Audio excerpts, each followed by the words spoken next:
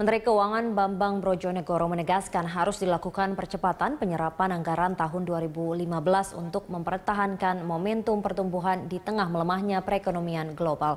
Dalam perbincangan khusus dengan Berita Satu TV, Menkeu menyatakan pelemahan ekonomi Amerika dan Tiongkok semakin menekan harga komoditi dunia dan Indonesia kini harus menghadapi hal tersebut. Untuk itu pemerintah telah menyiapkan anggaran untuk membiayai berbagai proyek, terutama infrastruktur sehingga perekonomian nasional bisa terus bergerak.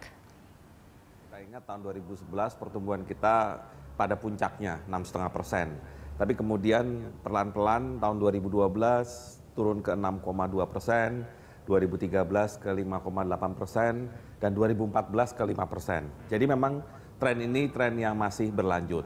Nah, perkiraan kami memang di triwulan pertama ini kemungkinan sedikit di bawah 5%. Nah, kenapa terjadi tren perlambatan sejak 2012? Kami melihat dasar utamanya itu adalah rendahnya harga komoditas. Jadi ketika 2010 sampai 2011, sebenarnya juga sampai 2012, itu ada booming pada harga komoditi. Ya, jadi harga komoditas melesat tinggi. Dan itu kita mendapatkan keuntungan karena ekspor kita tergantung kepada komoditas, baik tambang maupun perkebunan. Tapi sejak 2012, terutama ketika program QE Amerika itu mulai melambat dan kemudian China juga mengalami perlambatan pertumbuhan, maka harga komoditas pelan-pelan mulai turun.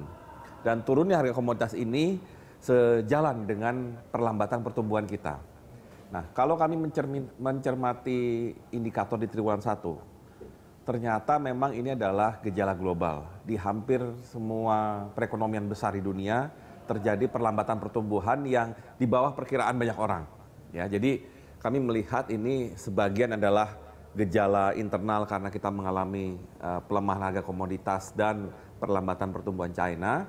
Di sisi global juga terjadi mungkin slowdown dalam perekonomian dunia sendiri.